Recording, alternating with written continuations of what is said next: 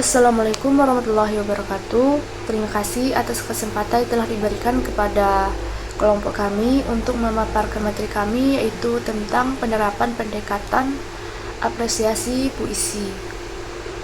Sebelumnya perkenalkan, nama saya Helgia dengan NIM A121241137 selaku moderator yang akan membimbing jalannya presentasi hari ini. Di sini saya tidak sendiri, yaitu ditemani oleh Siti Haliza dan juga Iren Aprilia. Baiklah, tanpa berlama-lama, materi pertama akan dijelaskan oleh saya sendiri. Baik, di sini saya akan menjelaskan tentang pengertian dari pendekatan puisi. Pendekatan dalam memahami sebuah karya sastra merupakan hal yang cukup penting yang harus dikuasai peneliti maupun pembaca.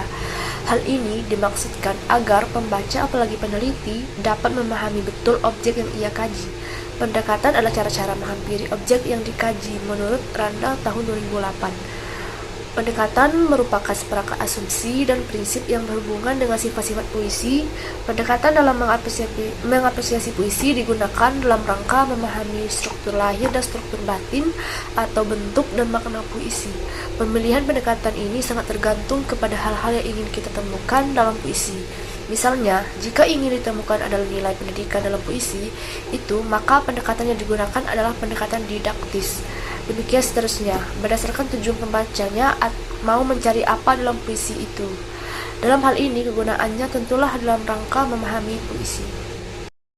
Baiklah, di sini saya akan menjelaskan tentang materi jenis-jenis pendekatan. 1. Pendekatan biografis. Menurut Walid Warren, model biografis dianggap sebagai pendekatan yang tertua. Dalam pendekatan ini, subjek kreator dianggap sebagai asal-usul karya sastra. Dengan kata lain, karya sastra secara relatif sama dengan maksud, niat, pesan, dan tujuan-tujuan tertentu dari pengarangnya.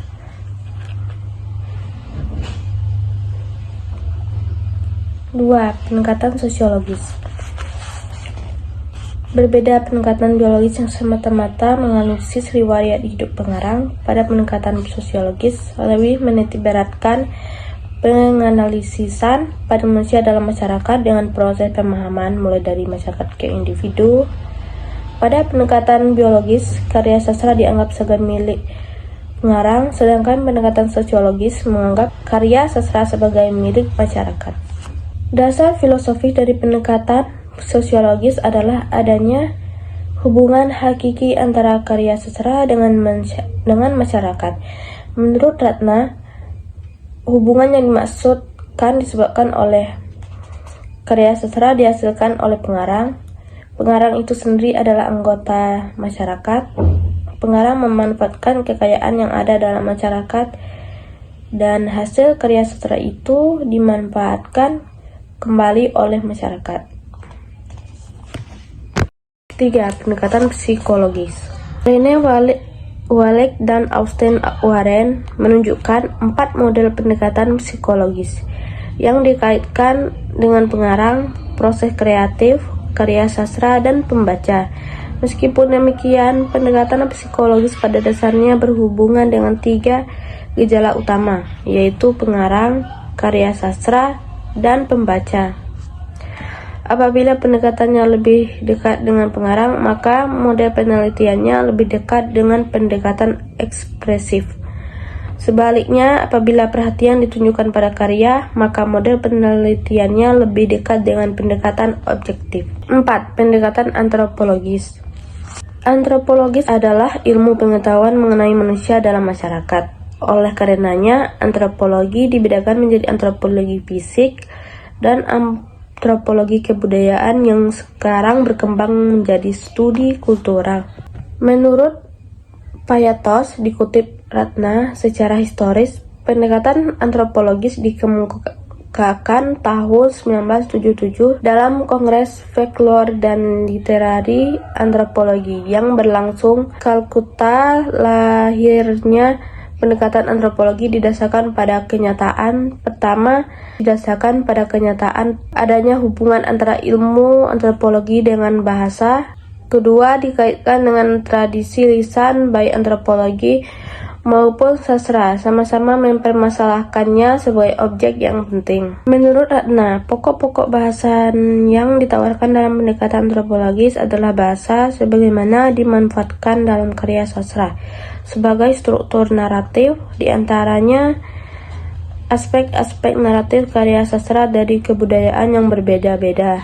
Penelitian aspek naratif sejak epik yang paling awal hingga novel yang paling modern, bentuk-bentuk arkais dalam karya sastra baik dalam konteks karya individual maupun generasi, pengaruh mitos, sistem religi, dan citra primordial yang lain dalam kebudayaan populer. 5. Pendekatan historis. Pendekatan historis mempertimbangkan historisitas karya sastra yang diteliti, yang dibedakan dengan sejarah sastra sebagai perkembangan sastra sejak awal hingga sekarang. Sastra sejarah sebagai karya sastra yang mengandung unsur-unsur sejarah. Pendekatan sejarah menelusuri arti dan makna bahasa sebagaimana yang sudah ditulis dipahami pada saat ditulis oleh pengarang yang benar-benar menulis dan sebagainya.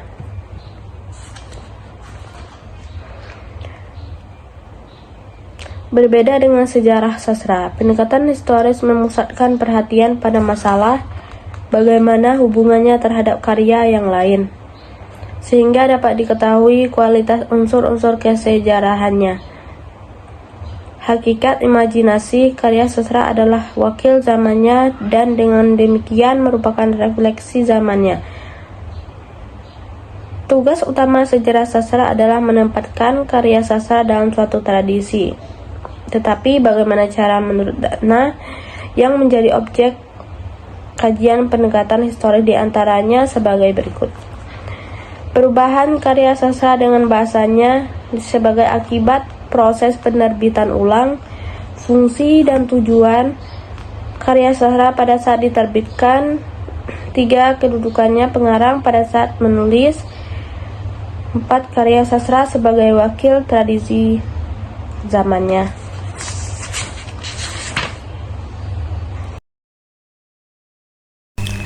Baiklah, terima kasih kepada moderator yang telah memberi waktu untuk saya menjelaskan.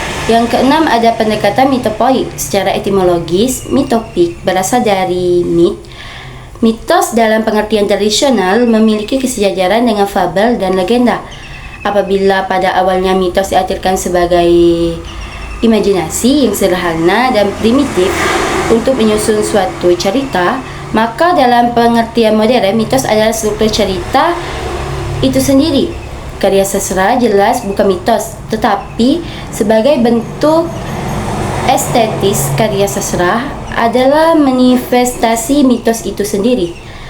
Di antara berbagai pendekatan mitopoik dianggap paling pluralis sebab memasukkan hampir semua unsur kebudayaan seperti sejarah, sosiologis, antropologi, agama, filsafat, dan kesenian. Namun bukan berarti pendekatan mitopoik penelitian harus sadar bahwa keberagaman data harus dipahami secara metodologis sehingga diperoleh makna yang tunggal. Yang ketujuh ada pendekatan ekspresif. Pendekatan ekspresif tidak semata-mata memberikan perhatian terhadap bagaimana karya sastra diciptakan, seperti studi proses kreatif dalam studi biografis, tetapi bentuk-bentuk apa yang terjadi dalam karya sastra yang dihasilkan. Apabila wilayah studi biografis terdapat hanya pada diri penyair dengan kualitas pikiran dan perasaannya, maka wilayah studi ekspresif adalah diri penyair, pikiran, dan perasaan dan hasil ciptaannya.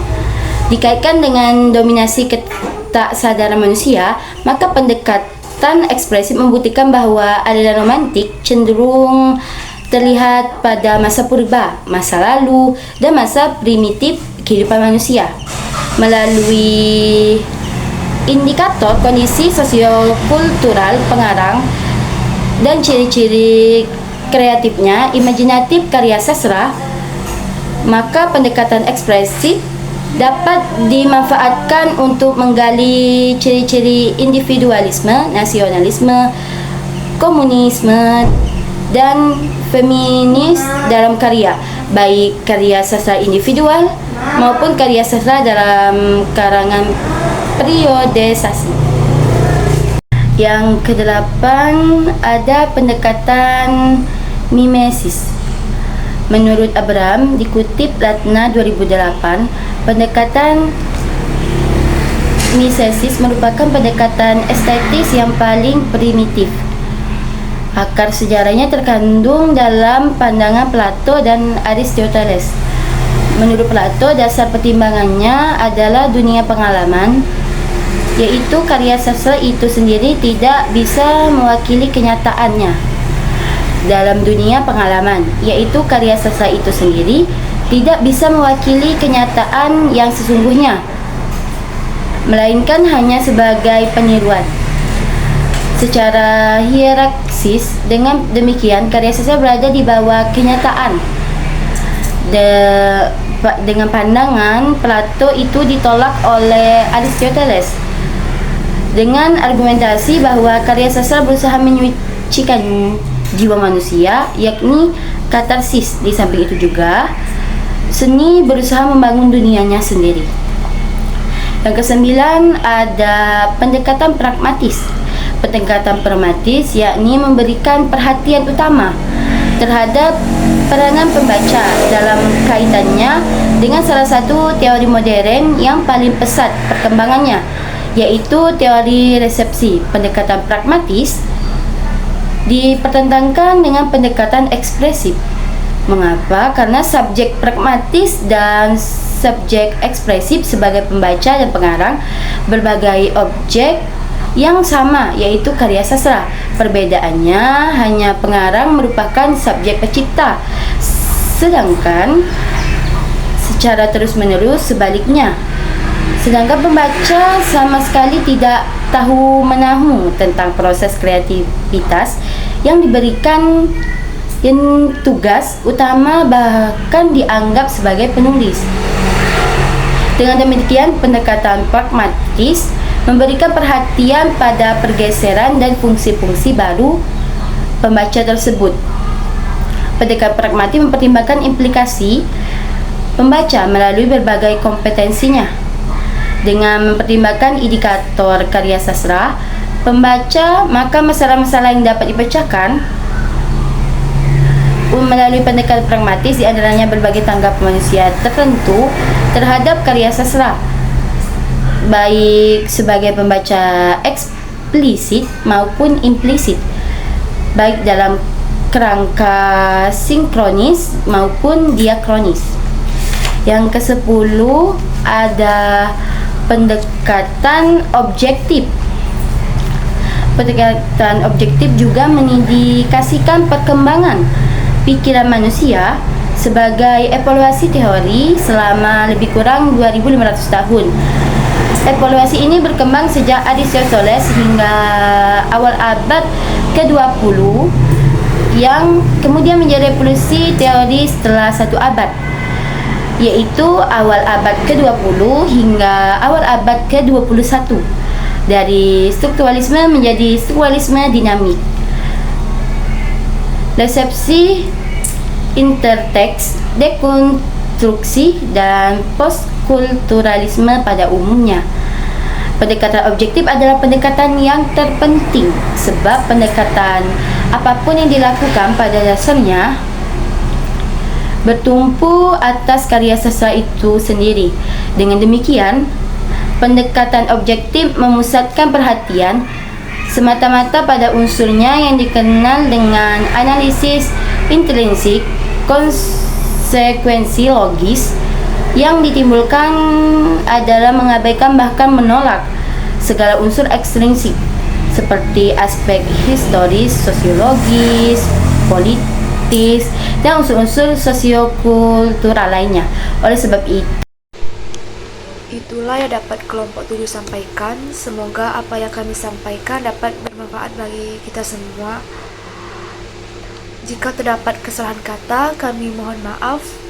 Dan juga bagi teman-teman yang ingin bertanya, silakan mengetik pertanyaannya pada kolom komentar bawah.